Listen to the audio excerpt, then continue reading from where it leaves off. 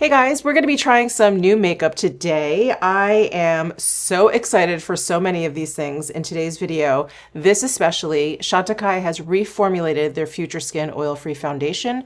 I'm going to be trying shade Alabaster. They did also send me shade Aura, but I think this one is too light, but we will confirm during this video. They did also send me their Blend and Smooth brush, so that's what I'm going to be using to apply it.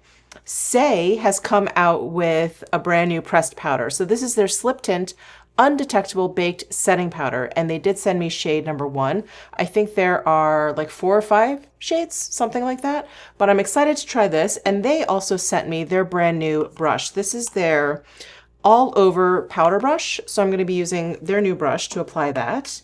I do also have the No Further Questions High Glide Peptide Lip Gloss from Sarah Creole. They sent me all 6 shades. So we're going to be swatching, trying all of those on, and Dibs, which is a new to me brand. I don't know how new they are overall, but they are new to me. And they sent me a few things, and I've been really curious about this Duet Baked Blush. This is in shade Spice Gal. And yeah, I'm really excited to try this. They also sent me their double-ended face brush for cream and powder. So we're going to be trying that together. And I did also get the Natasha Denona, the new like liquid bronzers. What's the full name? The High Sculpt Liquid Bronzer. Natasha Denona did send these to me. She sent me all of the shades. So I've been playing around with shade number 2. I actually made a short about this, which I'll talk about once we get to this particular product in this video. But I do have some thoughts about it. And last but not least, maybe what I am most excited for in this video, next to the Chantecaille foundation, are the new Hourglass eyeshadow quads. So I did pick up 3 out of the 6 new shades that they've come out with. I have Minimalist, Expressionist, and Realist. I will be doing swatches, and I'll be trying all 3 of these on. So yeah, stay tuned. Stay tuned for that. But let's start with the new Chantecaille Future Skin Foundation. Okay, so the Future Skin Foundation comes in this jar, and it comes with, oh, you know what? I think it's stuck in here. It comes with like a plastic cap kind of inside. It's pretty thin, and it's something that I generally discard. Like it's something that comes in skincare or whatever, but they actually have language. No, it's like stuck in here. Let me see if I can get it out. So yours may be stuck in here too, but it's basically like, it says do not discard on it. So it's something that keeps the foundation fresh. I think it also helps in terms of any kind of leakage or spilling, you know, once you've closed the top up. But anyway, I just wanted to point that out because I don't want you to make the mistake of throwing out that plastic cap. Anyway, I'm going to dig mine out from this cap, you know, after this video. But what I like to do is just pick up a little bit and brush it on the back of my hand, and then take a brush and just dip into it and kind of pick it up from the back of my hand and work from there. Again, I'm using shade Alabaster, and this has such a great feel on the skin. It really feels like skincare above all, and it has such a nice light application. You can build it up, of course, but I really, really like how sheer I can put it on. And all of this is from my experience of their older version, their previous version, which I was a big fan of. And I'm happy to say that so far, this foundation feels and behaves like the previous one. So I'm just applying it to this half of my face so we can see if, you know, what the difference is between this side of my face that has no foundation. This is a really nice brush too. So I know with this relaunch and this reformulation of this particular foundation, Chantecaille did introduce, I believe, 7 new shades to this line. So they've really filled in some gaps there. And I'm on their site right now. I wanted to see what specifically changed with this reformulation. It says, let's see, an iconic formula elevated to new heights, the best-selling oil-free gel foundation known for its fresh, natural finish and botanical skincare benefits now boasts an even more benefit-driven formula infused with a plant-based retinol alternative, hydrating Spirodello polyritza extract, and soothing chaga mushroom extract. It leaves skin looking flawless and fresh. All right, so it looks like they've just sort of changed up the ingredients. And oh, you know what? The full name is Future Skin Gel Foundation. At least that's how it appears on their website. And then on the bottom of their jar, it says Future Skin Oil-Free Gel Foundation. So this is a really great foundation for the summertime, I think. It's a great foundation all year round, but if you really, I don't know, maybe you have normal skin and it gets a little bit oilier in the summertime because, you know, you're just hot. Or if you have really oily skin, you're looking for an oil-free foundation, this is a great one. So this is the finish that you get. Very, very skin-like. There isn't a lot of, I don't know, extra glow, if you will, but it doesn't look matte at all. It doesn't look really drying. And I love the coverage. It is very, very subtle. I think you could probably see what the coverage does around my nostrils. You'll just see that the red is dampened a little bit, just a little bit. The skin looks just a little bit more even out. Again, I think this is like so perfect, the right vibe for the summertime. I really don't like heavy makeup. You know me, in general, but especially in the summertime. So anyway, I'm gonna go ahead and apply to the rest of my face. Oh, you know, I'm so stupid. You know what I could do? If I open up the Aura, oh yeah, here. I can show you that plastic disc that's on top. I don't know if you can see the words on there. It says do not discard. So that's what you will find on your foundation. And if you don't see it on there when you open up the cap, it is stuck in the cap. It's stuck in the cap. Okay, so there is Alabaster. That is still most definitely my shade match in this line. It was before they reformulated it. It still is. So I do like that they're consistent with that. And it looks great. It looks great on the skin. It's so flawless and so sheer, and it feels so great. That gel formula is so cooling on the skin. Really, really nice. So that's the new Chantecaille Future Skin Foundation. So far, so very, very good. Okay, now for the Saie powder. I don't necessarily think I need powder right now. But I think what I'll do, just, you know, for the video and for the sake of trying this out, I'm going to add a little bit of concealer. And that is definitely something I like to set down with some powder so it doesn't migrate, so my mascara doesn't kind of like smudge all over it. I do like to powder that down. So let me grab some concealer. Saie actually sent me their Slip Tint Concealer in, I'm sorry, in the shade number 4. So I'm going to go ahead and use this. And I was just remembering I have that Natasha Denona liquid bronzer that I want to put on before I powder. So we're just going to add this concealer and then move over to the bronzer. I'm going to use my BK Beauty A506 brush and just press in the concealer. And this concealer is really nice. It's really, really lightweight, but you can see it has some decent coverage. And this shade number 4 is brightening for me, at least at this time of the year. My skin is a little bit more tan than usual. So concealer is on. Let's move over to Natasha Denona. So I did make a short swatching all 6 of the shades, and I have to apologize. That short is not the best quality. It ended up being very, very fuzzy, and it's because, well, whatever. I'm not going to make any excuses. Anyway, but you can still see what I'm talking about, and you can still get a good sense of the shades.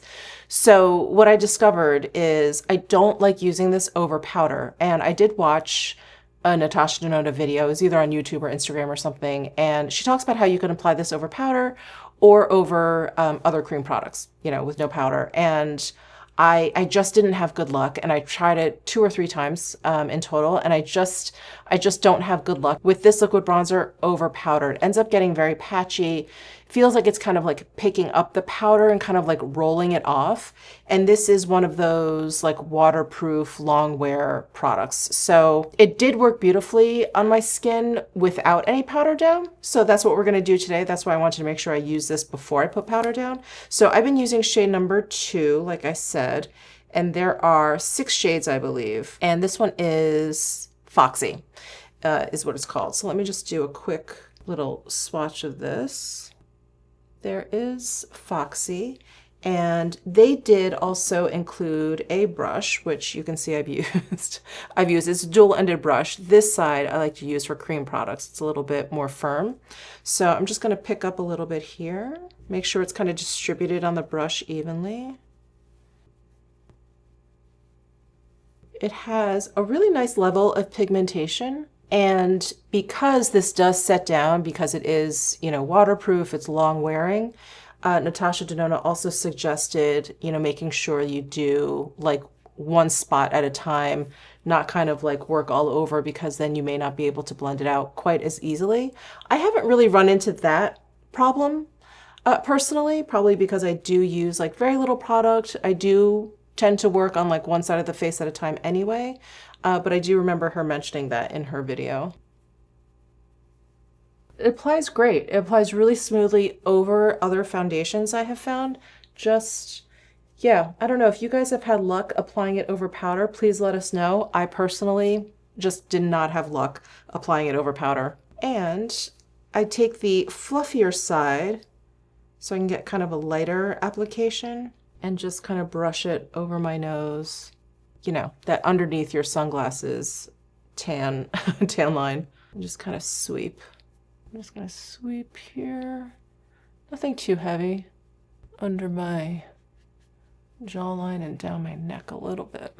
Okay, so there is the High Sculpt Liquid Bronzer from Natasha Denona in shade Foxy, which is the second lightest shade. And again, I think it looks great over other cream products. I like the tone and everything. I think it's pretty neutral. It's a little bit warmer than what I kind of generally gravitate towards, but this is a bronzer. This is really not a contour. She doesn't market it that way. It's called a bronzer. So I do like this tone. It's very warm.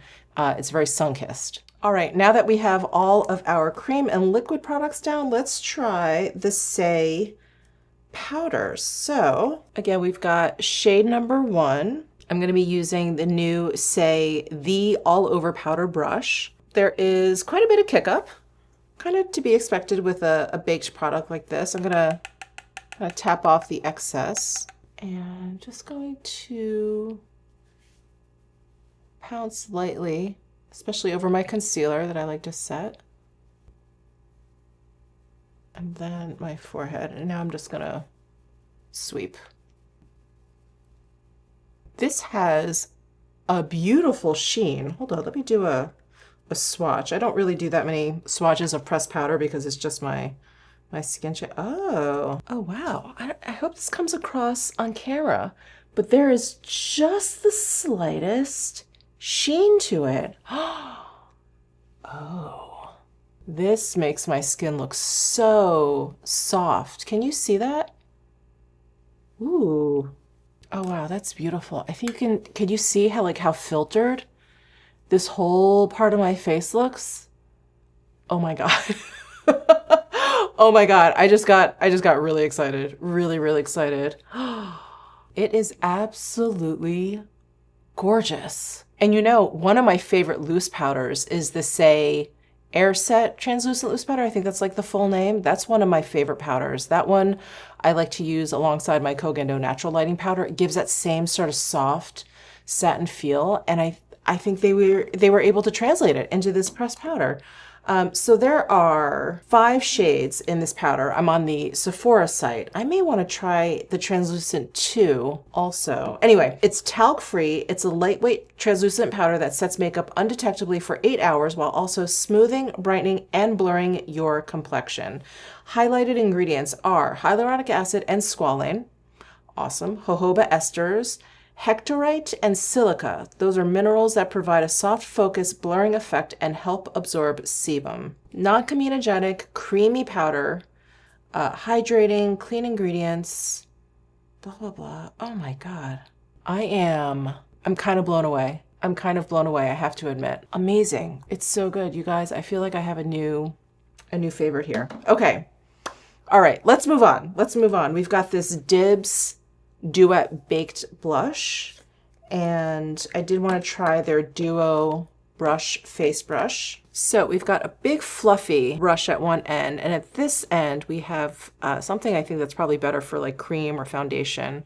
Really nice, really soft, nice weight to it. So I'm going to use the fluffy side, and I'm just going to go between both of these shades, but let me do swatches of each side for you.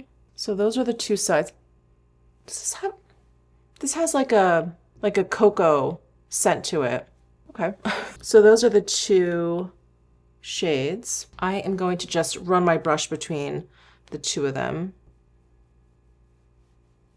Ooh, there is, wow, quite a highlighty quality to this. Wow. You know, I don't have a new highlighter to try today, and I don't think I need one. That's really pretty. Are both sides like that? I didn't even notice it in the swatches. Both shades have a really beautiful kind of sheen to it. I think it's more the pink though. The pink has a really strong, like peach sheen to it, and the peach just looks like it's a sheen, you know? There isn't like a color shift. Wow, that's pretty and unexpected. Again, unexpected, just like that powder. You know what's interesting about this blush though is that it has more of a sheen than it has pigmentation. So I don't feel like my cheeks look especially, you know, rosy and heated or whatever, or blushed, if you will. They do have a nice sheen. I feel like this could actually work as a nice blush topper or even just like a highlighter. It's very pretty. It's unexpected. It really was not what I was expecting to kind of show up. I thought it was going to be a lot brighter, but it's very pretty. So that is from Dibs. And again, a new brand to me. If you guys have tried out this brand and you have some favorites, let me know, because I would like to kind of dive further. I don't have any new eyebrow products, so let me just grab something that I have. Just gonna use my trusty Dior Show Onset Brow Gel. And let's get into these eyeshadows. I am so excited. So I want to start with Minimalist. So Minimalist is the eyeshadow quad from Hourglass that is all mattes. So here's what the packaging looks like. Here is the inside. Those are the shadows. We've got a nice mirror up here. And I mentioned this in my haul when I hauled the stuff that I got at Sephora and the stuff that I got during the Nordstrom anniversary sale. I purchased these at Sephora, by the way. I don't think these are refillable, which is interesting because I know the Hourglass, the Curator eyeshadows, those have the, you know, the single refillable shadows, and they've got, I think, 3 or 5 pan option. These quads, I don't think are refillable. Okay, so here are the 4 shades from Minimalist. You know, I thought I had an Hourglass eyeshadow brush, but I don't think I do, or I can't find it. That's actually more likely what's happening here. So interesting, I'm on the Hourglass site because I was like, I know I have an eyeshadow brush from them. So I started looking around and I pulled this guy out and it says it's number 4. And I know on my other Hourglass brushes, they don't even have the numbers on there. So I'm like, this has got to be old. They don't look like they have any eyeshadow brushes available individually. They have a number 6 brush that's part of their vegan travel brush set. And then they have a much larger brush set with, like, I think all of their brushes. And it's, you know, it kind of lists out a bunch of shadow brushes, but the numbering starts at number 7. So I don't know. I don't know if this brush still exists in any way, shape, or form. I would imagine it does. I'm looking at the picture of the set because it's a pretty, I don't know, pretty basic kind of like blender brush. Anyway, I don't know why I'm going on and on about this, but I became fixated with finding this eyeshadow brush that I knew I had. And, you know, I have so many of their face brushes. So anyway, I'm going to use this. I hope it's still around. If not, it's literally just like a basic blender brush. It has a little bit of a flatter top than usual. A lot of my other ones kind of look more like a, you know, just rounded at the top, but I'm going to at least start with this. So I'm going to go into the second lightest shade up here and just start adding to the outer corner and my socket line. You know, when I was in LA, gosh, which feels like such a long time ago at this point, but I think earlier this year, I got to meet up with a couple people from the Hourglass team, one of who is the like global makeup artist. Her name is Alex. I follow her now on Instagram, and she always has like great, you know, great tips and stuff. And I'll leave a link to her Instagram down below in my description box. But she is so gorgeous, and her makeup was flawless, like flawless. I could not stop staring at her, at her skin. When we met up, I was just thankful I was sitting across from her because it would have been really awkward if I was sitting next to her. But anyway, they offered like the next time I was in LA that she could do my, you know, if she was in town, that she could do my makeup. And I was like, okay.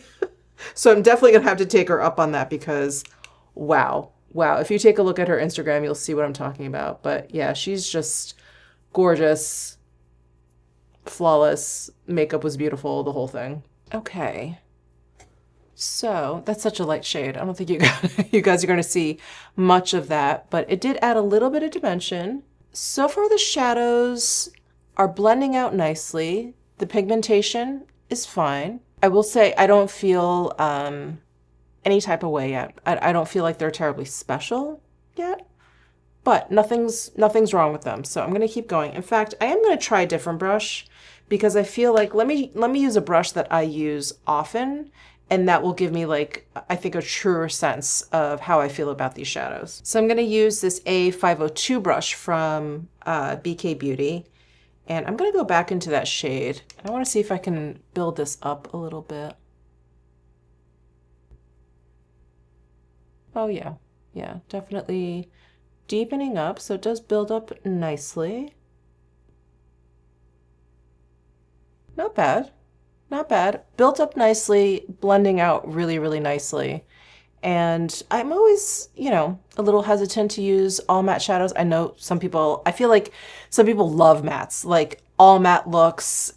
They have to have like a matte eyeshadow in their look, even if they're going to throw in a little bit of a shimmer here and there, but they like mattes. It's like the basis for their eyeshadow look. I don't necessarily feel that way because I just feel like mattes can be very drying. It can be very drying looking, and they can be very drying feeling and drying to kind of work with. I don't necessarily feel that way with these shadows. I think they most definitely feel and look like matte shadows, but they don't feel particularly dry or chalky, I guess is the word I'm looking for. They don't feel or look chalky, which is nice. But that's kind of like what I'm afraid of when I work with matte shadows or do like an all matte look, that it's just going to end up looking, you know, kind of like ashy and chalky. Let me go into this next deeper shade here, this next brown. And I'm going to use my trusty Esam W36 brush and just deepen up my outer corner.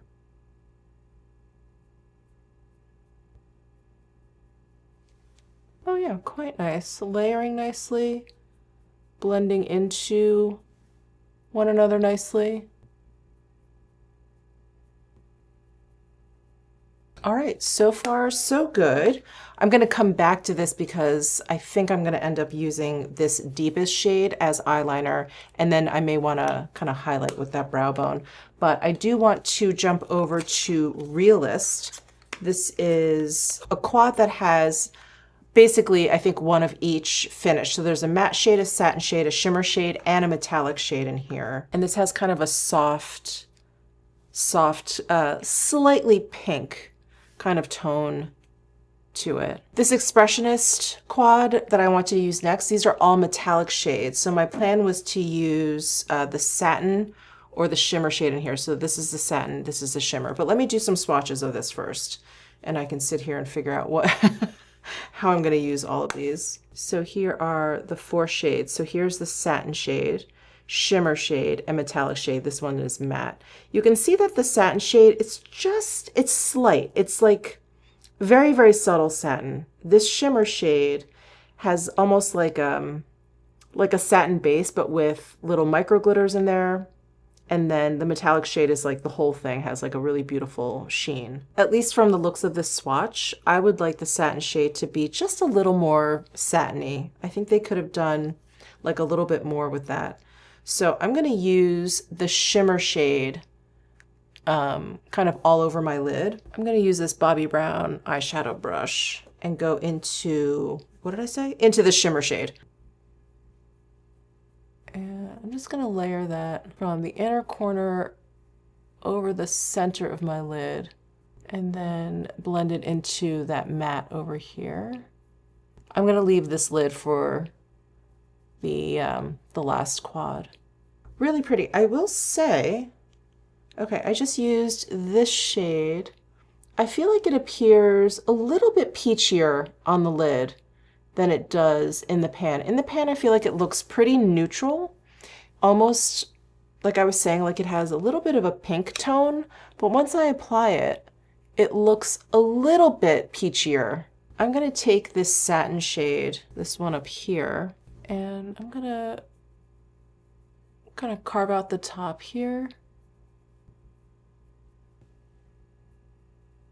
Yeah, that one seems a little bit truer to how it appears in the pan, which is, again, a little bit more neutral, a little bit pinkier, where this one, like I said, is a little bit peachier. I think it's probably the shimmer in there that's kind of catching the light that's making it look peachier. I'm going to take another A504 from BK Beauty, and I'm going to go into that satin shade again. And I'm actually going to run this underneath my eyes.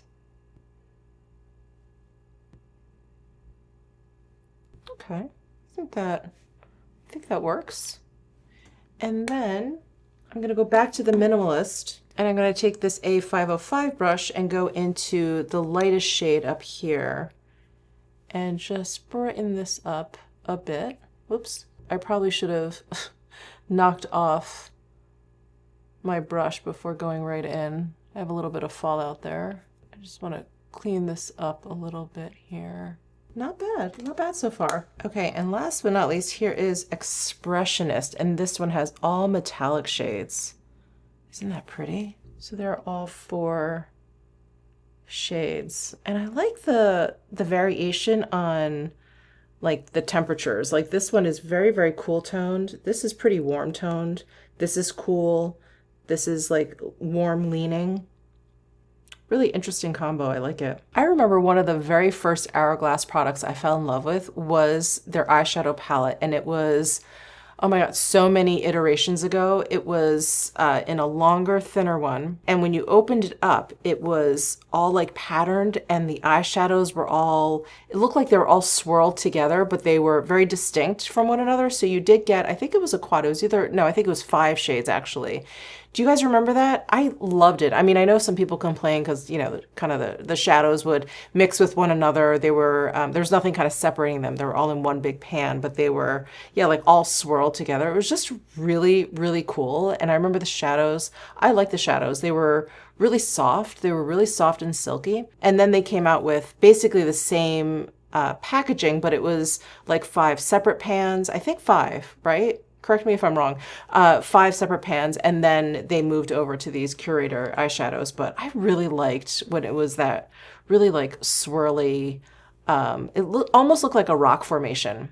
That's how it looked. I really loved it. Okay, anyway, thank you for indulging me walking down memory lane.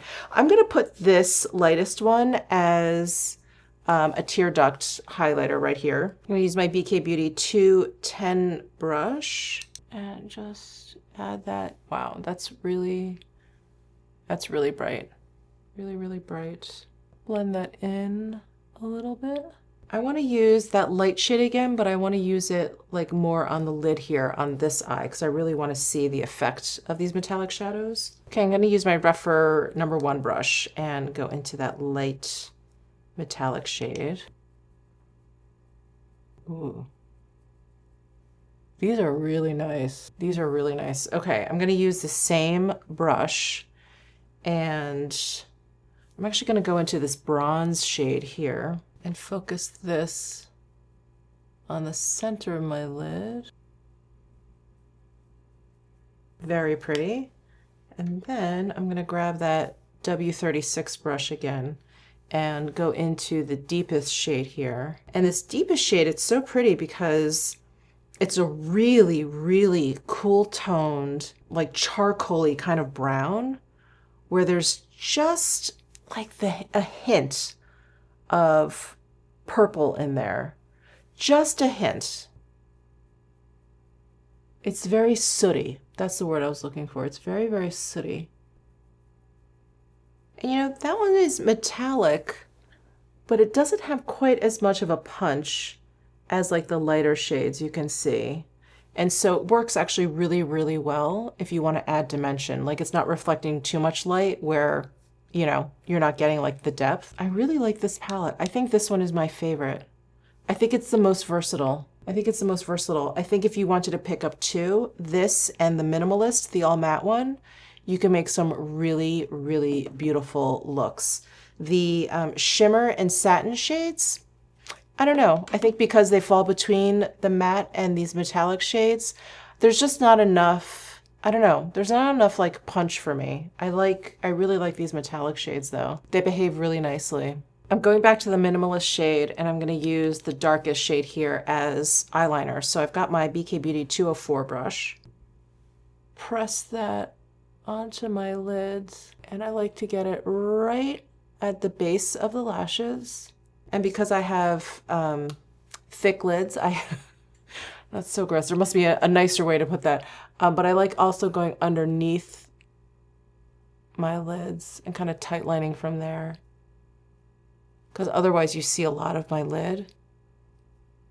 And this kind of darkens it up. Do the same thing down here. Wow, I have like a going out eye look. Okay. I'm actually gonna hop over to the Expressionist because I really, really like this dark sooty brown. And I'm gonna use this brush again and basically do the same thing. I feel like matte shadows generally are better at, you know, lining or like a cake liner or something like that, but I really like how dark this shade is. So I want to see if it'll work. Yeah, you know, I like how the matte performs as a liner. I don't know, for some reason, or I'm sure there's actually a very good reason, but matte shadows always feel like they apply, I don't know, more deliberately. Like this looks almost like I blended it out and I didn't. I applied it in the same way as the matte, you know, and the matte just looks like a little sharper than the metallic shade. So I do like using the matte shade as a liner a little bit better. I'm gonna try and match up that highlight. So first impressions of these eyeshadows. I like the mattes, I like the metallics, I've already said that. I think the satin, the shimmer, they're okay. I don't feel like they're that effective when you get them on the lid. You can see a little bit of the difference between the finishes when you swatch them, but once you get it on the lid, they're too subtle to be like, ooh, that satin finish is like really nice. I don't think you can really tell that much of a difference. I think they perform really, really nicely. I think they blend out nicely. I think the pigmentation level is really nice. They behave. I don't see any fallout except from that one that one brow bone shade where I just had way too much product on the brush. Other than that, I don't really see any fallout. No, sorry, I take it back. There's a little bit of fallout from when I used the darker matte as a liner.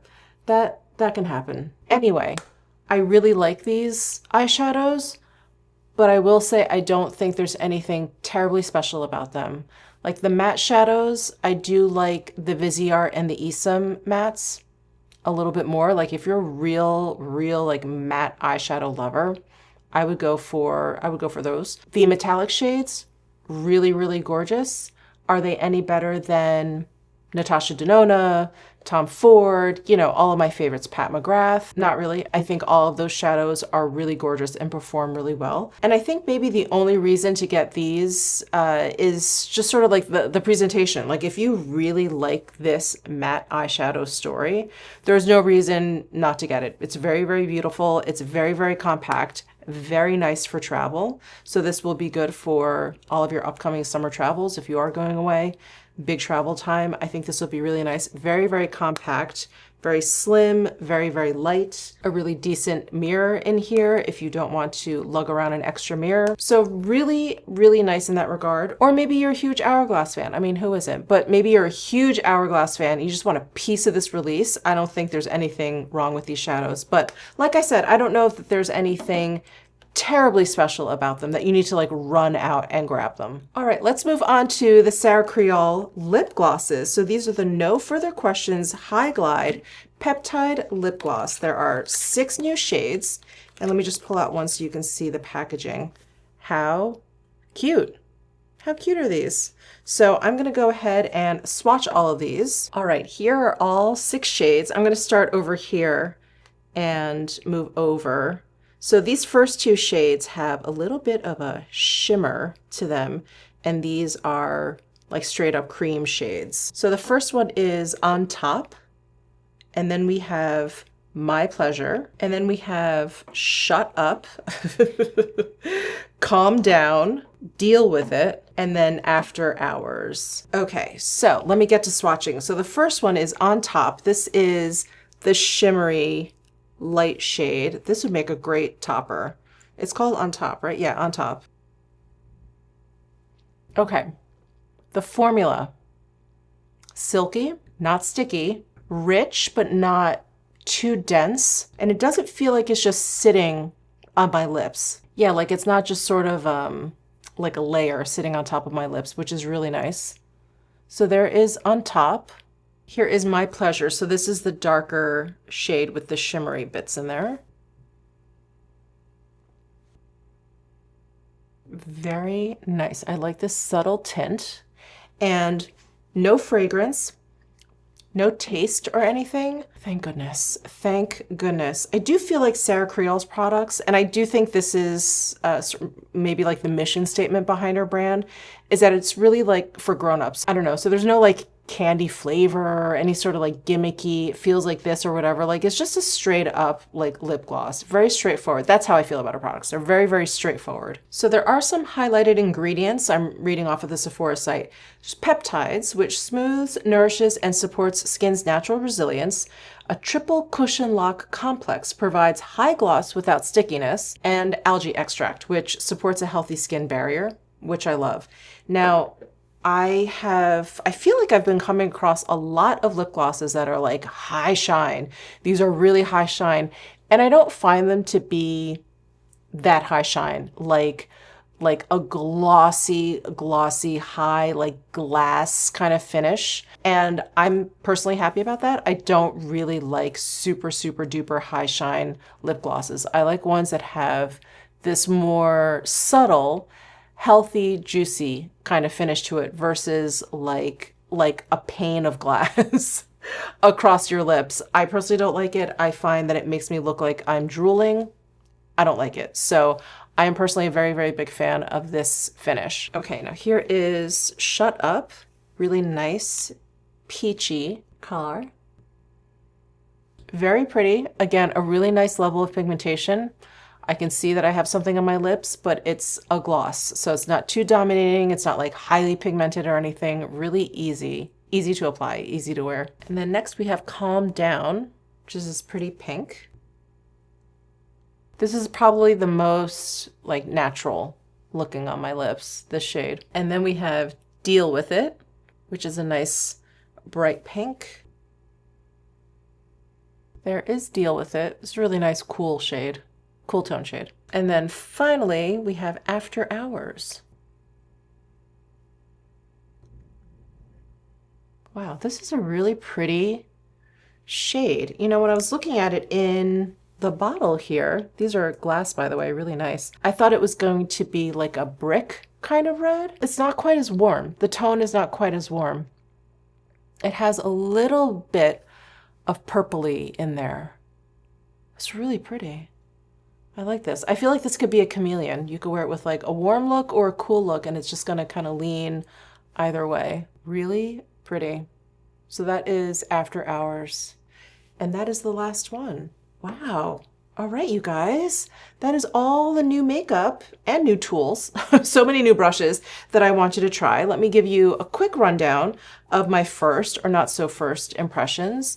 The Future foundation, very beautiful. I don't find that this reformulation has compromised like the quality of the foundation or the experience of using it, at least from my memory of using the previous version. It's very, very similar, very similar.